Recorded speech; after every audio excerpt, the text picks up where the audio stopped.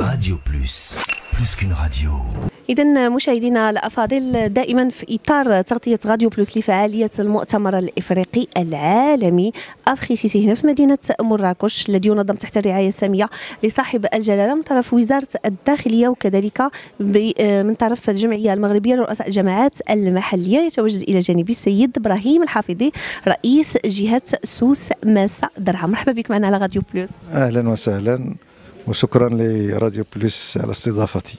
مرحبا بك. إذا مؤتمر إفريقي، أكيد هذا المؤتمر كل سنة كيكون في دولة إفريقية. شنو اللي كيمثل بالنسبة للمغرب تنظيم مؤتمر من هذا النوع هنا، خصوصا بعد عودة المغرب لحضن الاتحاد الإفريقي؟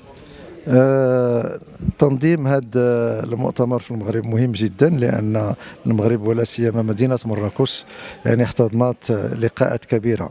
فكانت لا كوب 22 في 2016، وكان كذلك فيما يخص هاد الجماعات ولا اللي كنسميو الفاعلين غير الحكوميين اجتمعوا عندنا في أكادير في يعني كلايمت تشانس، اللي كان فيه واحد يعني لقاء حول المناخ ديال 5000 ديال المشاركين، توا كبير جدا. وهناك كذلك عدة لقاءات اللي كتدار في مراكش. وبالنسبة للمغرب يعني لا سيما بعد الرجوع ديالو للاتحاد الافريقي مهم باش يعني نكونوا حاضرين في جميع اللقاءات الافريقيه ونحتضنوها عندنا.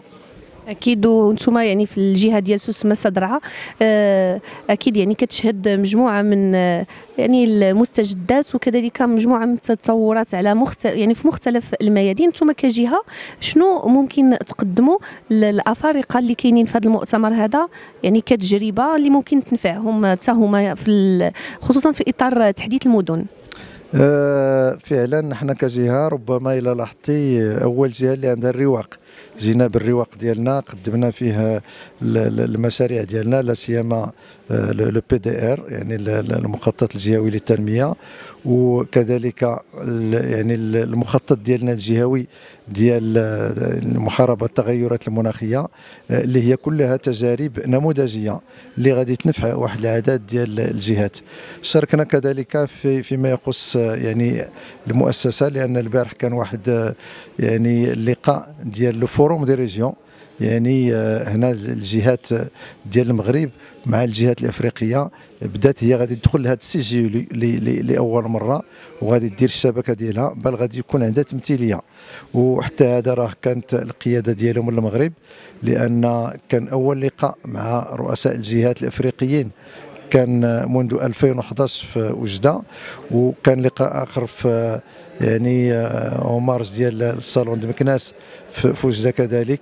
والبارح يعني تعلن في اطار هذا افريسيتي تكوين اول يعني بحال الا قلتي مكتب التمثيليه ديال الجهات ديال الافريقيه. اذا الجهات غادي يلعبوا واحد الدور في هذا السي جيولي اللي كانت فيها يعني المدن بزاف الافريقيه، اذا حتى الجهات عندها الدور ما تلعب. وكذلك احنا بدينا كتعرفي اكادير استضفنا يعني ذاك المؤتمر اللي درنا، عرضنا الجماعات المحليه الافريقيه، درنا يعني الافريقيه، وتما بدات بعد يعني التعاون اللامركزي. وحنا بدينا كجهه سوس ماسا مع واحد الجهه ديال سان بيدرو اللي حتى الرئيس ديالها دائما كيحضر في هذه اللقاءات، وحتى هو مهتم بالمناخ.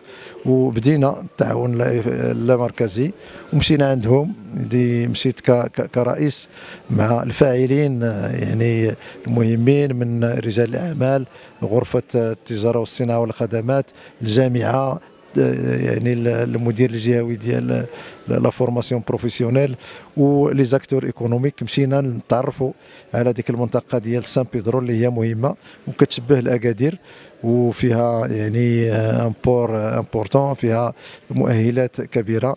بدات كتبان لينا يعني لي زيشونج اللي نقدروا نديروهم وغادي يستافدوا من التجارب ديالنا. ولكن هناك كذلك مؤهلات بالنسبه للناس الاقتصاد ديالنا، وكذلك في اطار المناخ والطاقات المتجدده.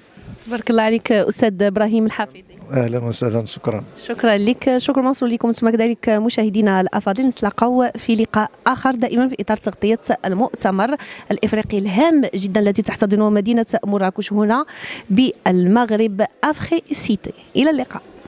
Radio Plus, plus qu'une radio.